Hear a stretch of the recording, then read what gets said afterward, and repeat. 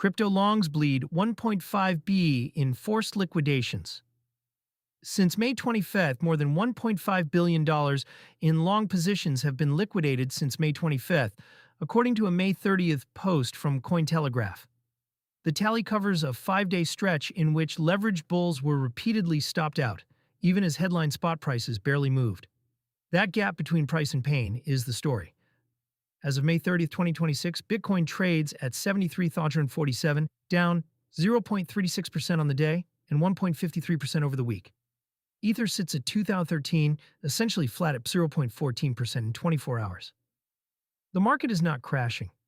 It is grinding sideways while leverage positions get peeled off one tranche at a time. A slow squeeze, not a single crash. Most liquidation headlines describe one violent candle, a number like $240 million wiped in 15 minutes. This is the opposite shape. Spread $1.5 billion across 5 sessions, and you get a steady drip of margin calls rather than a single cliff. Traders who keep re-entering longs into a market that refuses to trend up are getting ground down by funding costs and shallow dips that still reach their liquidation price. The Fear and Greed Index reads 33, firmly in fear as of May 30th. That sentiment lines up with the price action. BNB is the lone outlier in the majors, up 5.28% on the day to $670.70, while XRP gained 1.58% to 1.34, and Solana drifted 0.18% lower to 82.17. None of those moves is large enough to explain 1.5 billion in losses on its own. The damage is concentrated in leverage, where a 2% to 3% adverse move against a 10x position is fatal. The mechanics behind the number A liquidation is not a voluntary sale. When a leveraged trader's margin can no longer cover an open position, the exchange force closes it at market. In a thin order book, those forced sells push price down further, which triggers the next batch of liquidations. The cascade feeds itself until the over-leveraged side is cleared out. What makes the current run unusual is how little spot conviction is behind it. Cumulative spot volume has been falling for months, and prior reporting put Bitcoin spot volume down sharply from its October 2025 peak. With fewer real buyers and sellers setting price, derivatives traders are effectively trading against each other, and the more aggressive side keeps losing.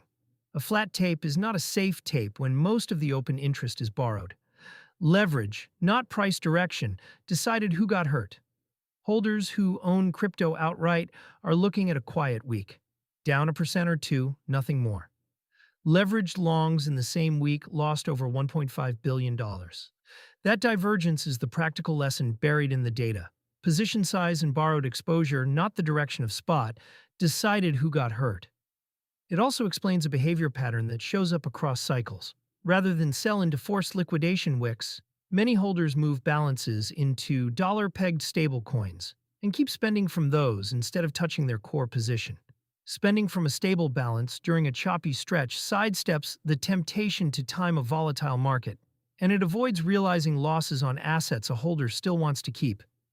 For anyone weighing how to hold versus spend during weeks like this, the broader crypto card comparison lays out the custody and funding trade-offs.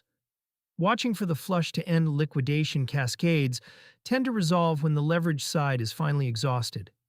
Once forced selling clears and funding rates reset, price often stabilizes because the marginal seller has been removed. The signal to watch is not price itself, but whether the daily liquidation figure keeps climbing or starts to fade.